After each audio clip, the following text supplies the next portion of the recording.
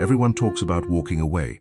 They tell you to set boundaries, to pack your things, to block the number, and to reclaim your life. But nobody prepares you for what happens inside you after the door closes. You finally did it. You walked away from the narcissist, the emotional vampire, the friend or partner who spent years slowly taking everything from you. On the outside, you have executed the clean exit. You expect to feel relief, peace, and triumph. Instead, you find yourself sitting alone in your room, and you feel like you are having a heart attack.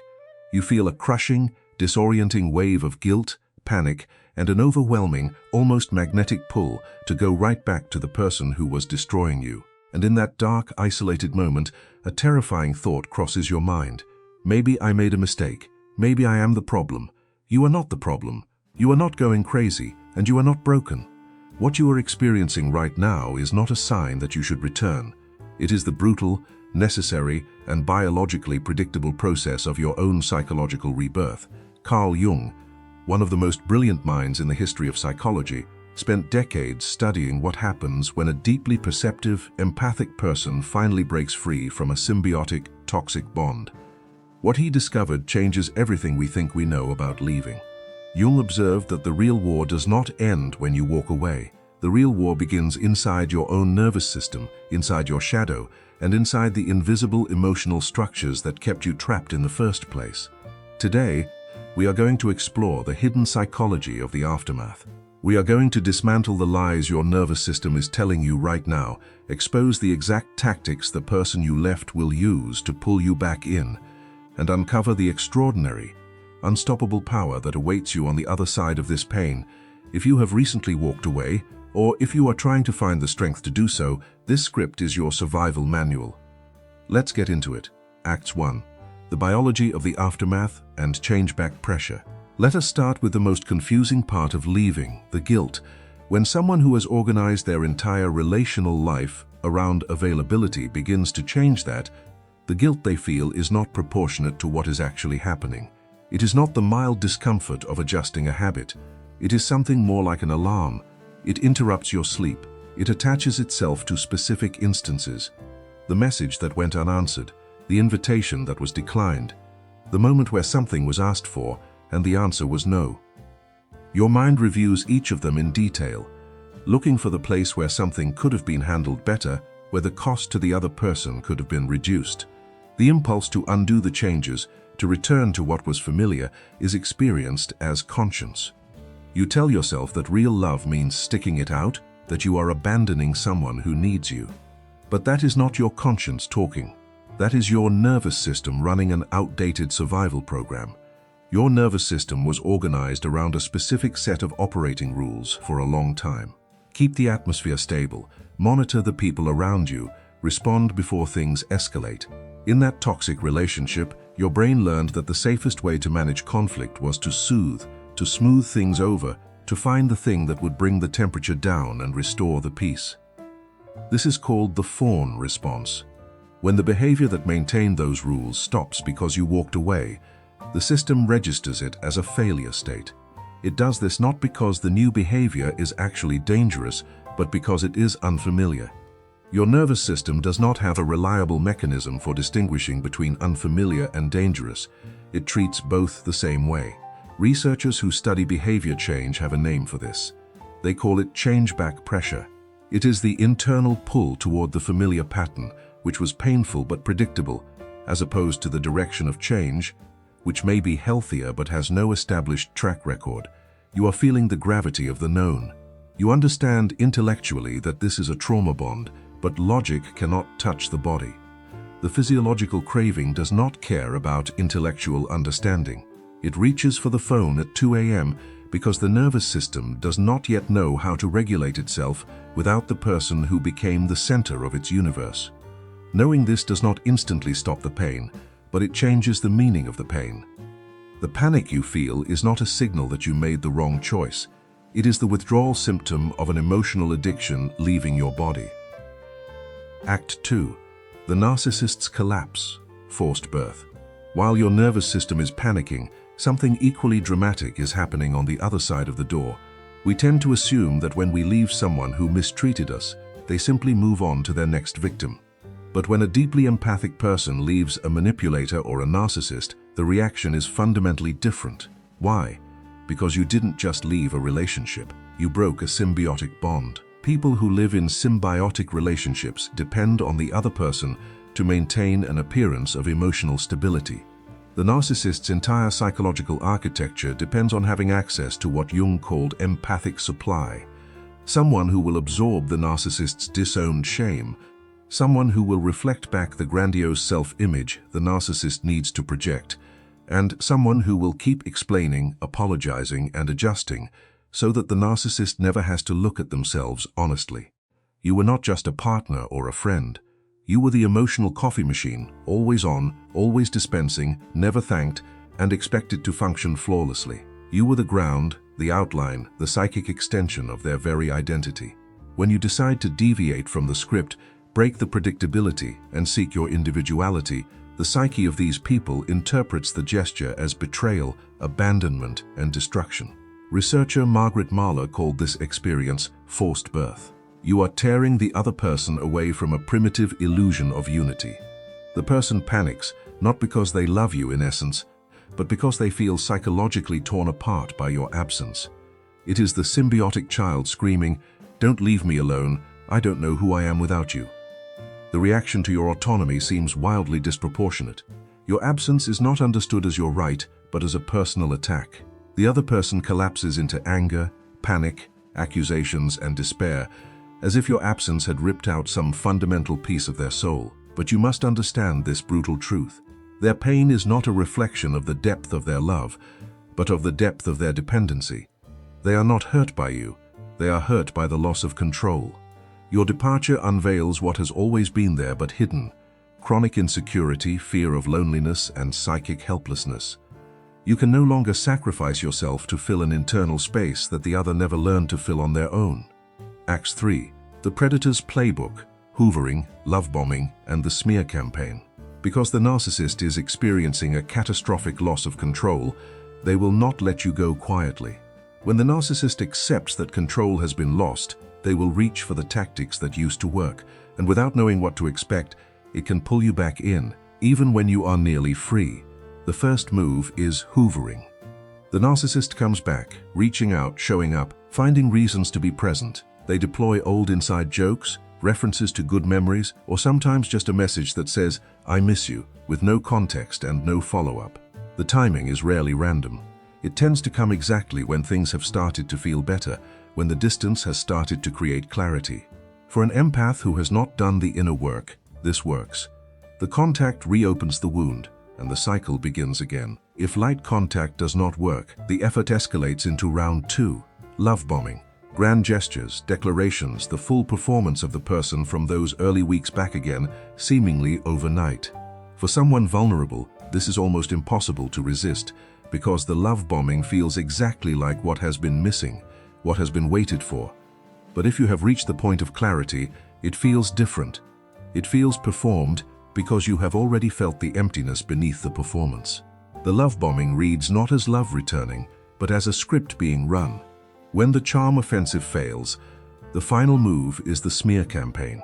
They will move to damaging your reputation. They will tell mutual friends that you are unstable, that you are difficult, or that you are the real source of the problems. They will paint themselves as the victim of your cruelty, your coldness, your sudden and inexplicable change.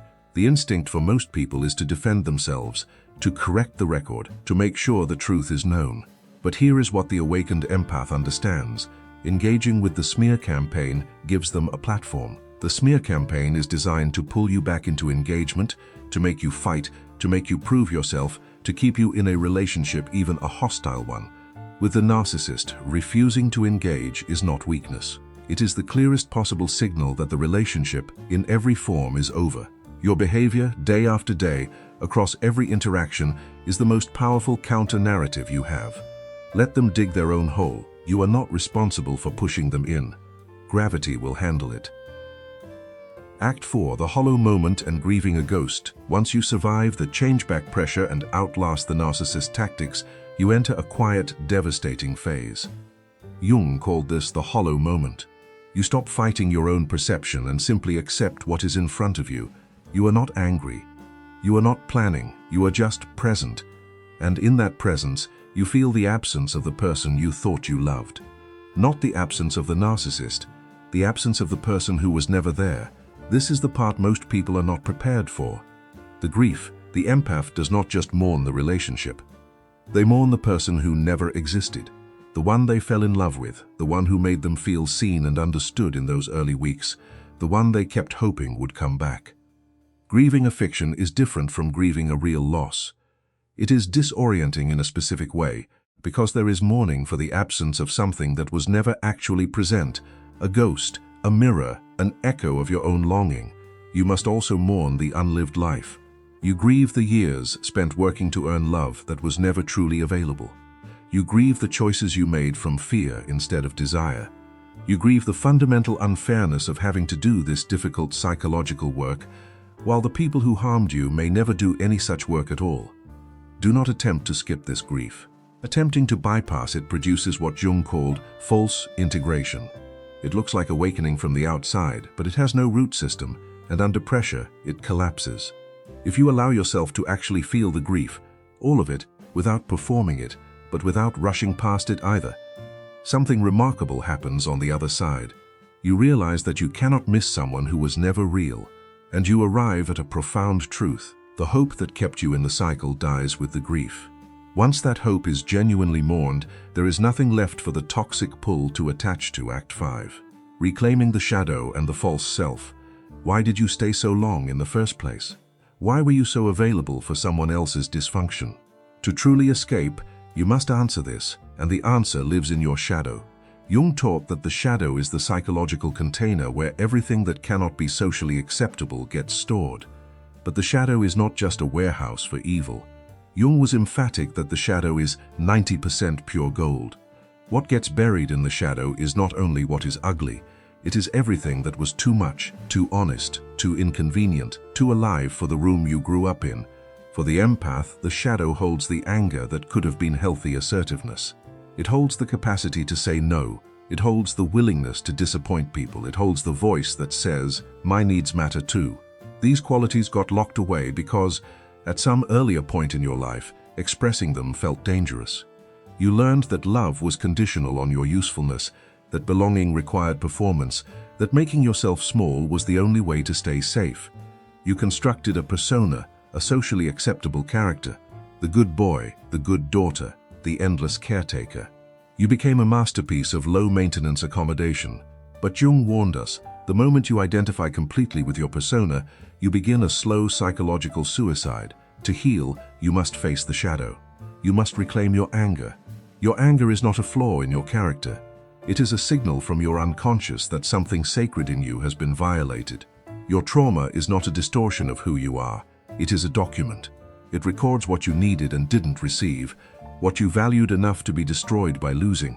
When the empath finally lets themselves feel their own anger and their own pain, something remarkable happens. It does not destroy them. It just tells the truth about what has been happening. And truth, even when it is painful, is the beginning of everything. Act 6. Leaving without needing a confession, there is a final trap that keeps people bound to those who hurt them. It is the desperate need for closure. The need for the person to finally admit what they did, to acknowledge the damage, to say, "I know what I put you through and I am sorry." That moment almost never comes, and waiting for it keeps people tethered, sometimes for years, to someone who has already moved on. When an empath does the deep structural work of shadow integration, they achieve something extraordinary. Leaving without needing a confession. You stop waiting for the narcissist to acknowledge what they lost. You do not need them to validate your experience, because you have finally validated it yourself. You leave the way someone leaves after doing genuine inner work. Your voice is steady, your decision is clear, your eyes are open. You leave with a dignity that comes from having finally, after a very long time, chosen yourself. That kind of departure carries a message the manipulator cannot reframe. You saw the mask, and you saw what was underneath the mask. You understood them more clearly than anyone in their entire life ever had. And after seeing all of it, after knowing the full truth, you chose to leave. That is not just the end of a relationship. That is a verdict, a clear, devastating, undeniable verdict delivered not in anger or frustration, but in quiet, resolute clarity. Act 7. Relational recalibration. The system pushes back. Here is another hard truth about what happens after you walk away and reclaim your power. Your social circle will not always throw a parade for your newfound strength. Jung wrote about the participation mystique, the unconscious psychological fusion within groups and families. Every family, every friend group operates on a set of unspoken agreements. When you individuate, when you actually start to wake up, you break that fusion, and the group experiences it as a loss, as a threat. When you stop shrinking to keep everyone else comfortable, when you stop being the emotional shock absorber for the group, the system must reorganize. And systems resist change. People who were benefiting from your lack of boundaries will push back. They will not say, "I liked it better when I could walk all over you." They will say you've changed. They will say you are cold now, or difficult, or selfish. They will recruit mutual friends to pressure you back into your former role. These intermediaries will show up with messages about forgiveness, about family, about how you are being too harsh. The awakened empath recognizes something important here. People who were not present for what happened have no standing to judge how you respond to what happened. The messengers may be well-meaning, or they may be benefiting from the old dynamic themselves. Either way, their discomfort with your growth is not your responsibility to manage. Some relationships will not survive this shift. Not because you failed them, but because the relationship was never truly mutual in the first place. They were relating to you as a role, the caretaker, the fixer, the one who never says no. When you step out of that role, they do not experience it as you becoming healthier. They experience it as you withdrawing something they depended on. Jung called this relational recalibration, and he was honest that it is painful. But losing a relationship built on your self-erasure is not the same as losing love. It is the end of an arrangement. The relationships that survive your wholeness, the ones that recalibrate and hold, deepen in a way that is almost unrecognizable compared to what came before. Act 8. The birth of the sovereign empath. When you finally stop abandoning yourself, when you stop managing the room, when you stop carrying what was never yours, you undergo a massive neurological and psychological rewiring. You transition from an unintegrated, exhausted empath to what we might call a sovereign empath. There is a fear that many highly perceptive people carry. The fear that becoming stronger means becoming harder. The fear that setting boundaries means becoming cold. That integrating the shadow means losing the part of themselves that is capable of deep love. Jung's clinical observations proved exactly the opposite. The people who went through full psychological integration did not become less loving. They became more precisely loving. They did not become less empathic. They became selectively empathic. Their empathy became a choice rather than a compulsion, a gift they gave freely rather than a resource extracted from them without their consent. You learn to turn the same depth of attention you have been directing outward toward yourself. You apply the same generosity, the same patience, the same willingness to understand, to your own experience, to your own pain, to your own needs. When this happens, your creative energy comes back. The identity that was slowly worn down over the course of the toxic relationship solidifies. The peace that was impossible to access while you were managing someone else's emotional chaos becomes available again. Your sleep improves, your friendships deepen, and your relationship with yourself becomes something you can genuinely rest in. You begin to form healthier relationships. Relationships built on mutuality instead of emotional labor, on genuine partnership instead of constant crisis management, on being valued for who you are rather than being useful for what you can provide. You do not just leave the person, you leave the wound. You do the work that rewrites the patterns at a level deep enough to actually hold. The next version of you is genuinely different, changed in the places that created the vulnerability. From the outside, this transformation carries a kind of psychological gravity. You walk into rooms differently. You carry a quiet authority that comes from having been tested at the deepest level and choosing truth over comfort every time. People feel it without being able to name it. They sense that you have been somewhere dark and came back with something real. That quality makes you simultaneously magnetic to people who are genuinely ready to grow and invisible as a target to people whose game depends on you being unconscious. Conclusion: the exit is the entrance. The journey you are on is not about forgetting. It is not about pretending the pain never happened. It is about metabolizing your experience, letting what happened to you fully arrive, be felt, be grieved, and then be digested into something you carry differently. Not as a wound that keeps reopening, but as a scar that has become part of your strength. Your sensitivity was never the problem. The problem was being placed in environments that demanded you betray yourself to belong. The problem was learning so early that love was conditional on your usefulness. But you are not a child anymore. You are the architect of your inner world, and your inner world is the architect of everything you experience outside of it. The moment you chose yourself, the moment you walked away with clarity instead of chaos, you set something irreversible in motion. The growth you are doing right now, the self-standing you are developing, the standards you are building, that is not consolation. It is the real prize, the thing that was waiting for you on the other side of that relationship. You do not need to wait for them to understand what they did. You do not need the apology or the final conversation. The clarity you already have is enough. You have been strong enough to survive everything that has been thrown at you. Now, let yourself be strong enough to build something different. Stop betraying your own perception to protect a hope that has no foundation. Stop looking back. The life that actually belongs to you is waiting on the other side of this silence. Go live it.